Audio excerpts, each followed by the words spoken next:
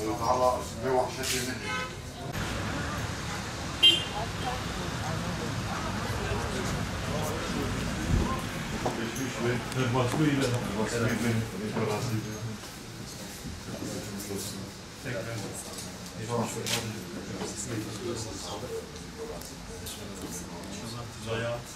İnşallah maddi olarak bu problemi kısmen olay çiğnemeye salim veya ne ولا تبى ده سنة ده يعني سرين نوت سالي جبir رجمات kemalist zamanca acıya grek şampiyonu.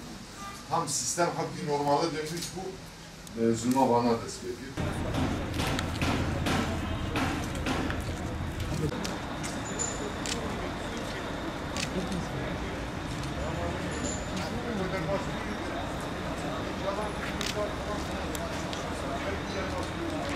Kızıltepe Devlet Hastanesi önünde meydana gelen saldırıda maalesef 3 vatandaşımız, biri polis, 3 vatandaşımız hayatını kaybetti. 50'ye yakın vatandaşımız da yaralandı bu menfur saldırıda. Her şeyden önce bu saldırıda hayatını kaybeden vatandaşlarımıza şanı yüce Allah'tan rahmet, ailelerine başsağlığı diliyoruz. Ayrıca bu saldırıda yaralananları da Allah'tan acil şifalar diliyoruz. Malumunuz 15 Temmuz paralel yapının darbe girişimiyle Türkiye'de bir birliktelik, yeni bir süreç başladı ve bu süreç çerçevesinde Türkiye halkları bir birliktelik ruhu oluşturdular. Görünen o ki dış güçlerin maşası olan örgüt bu birliktelik ruhunu tahammül edemedi ve dün itibariyle Türkiye'de özellikle Doğu ve Güneydoğu bölgesinde bazı illerde eş zamanlı eylemler gerçekleştirdi. Bunlar Mardin, Kızıltepe ve Diyarbakır'ın Sur ilçesinde. Diyarbakır'ın Sur ilçesinde de yine menfur saldırıda hayatını kaybeden bir ailenin yakınlarına buradan başsağlığı diliyoruz. Şimdi bu saldırıların arkasında dış güçlerin olduğu artık şüpheye mahal bırakmamaktadır.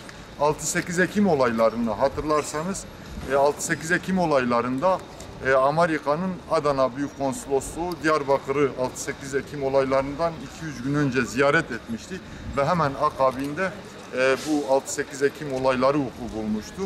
Yine bu son yaşanan olaylarda Diyarbakır, Adana'nın Amerikan Başkonsolosluğu 2 gün önce Diyarbakır'ı ziyaret etti. Yine derin güçlerle bir araya geldikten sonra bu olayların bölgede yaşanması tesadüf değil, tamamen dış güçlerin maşası olan örgütün Amerika konsolosluğuyla yaptığı görüşmeler neticesinde bu olayların bölgemizde eş zamanlı meydana gelmesi çok düşündürücüdür. Her şeyden önce devletin özellikle Batı ile olan ilişkilerini tekrar gözden geçirmesi gerekir. Özellikle bölgeye yabancı misyon şeflerinin, konsoloslukların inceleme adı altında bölgeye gelmesi ve bölgeyi karıştırmaları düşündürücüdür. Devletin bunun önlemini alması lazım. Bölgemiz bunları hak etmiyor. Malumunuz örgüt ilk günden beri bölgeyi özgürleştireceğini söylüyor. Görüyorsunuz, bölgeyi özgürleştirdi. Bakıyorsunuz. Yani apartman dairelerinde insanları apartmanlardan özgürleştirdi. Apartmanları insanlardan özgürleştirdi. Yaptığı tahribatı görüyorsunuz, göz önündedir. Halkımız yaklaşık 90 yıl sistemin zulmüne maruz kaldı ama sistem son 10-15 yılda biraz normale döndükten sonra bu defa örgütün zulmüne maruz kaldı.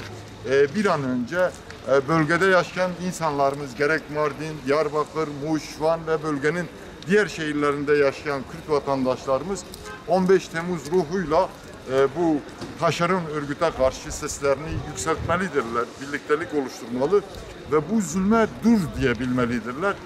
Biz yaptığımız ziyaretlerde bunun emarelerini görüyoruz. Artık herkes bu zulümde yaşanan bu olaylardan muzdariptir. İnanıyoruz ki örgüt çöküş sürecinin başlangıcını şu anda yaşıyor. Çöküş sürecinin cinnet halini yaşıyor ve temennimiz bir an önce bölgede bu olayların son bulması, bölgenin normale dönmesidir.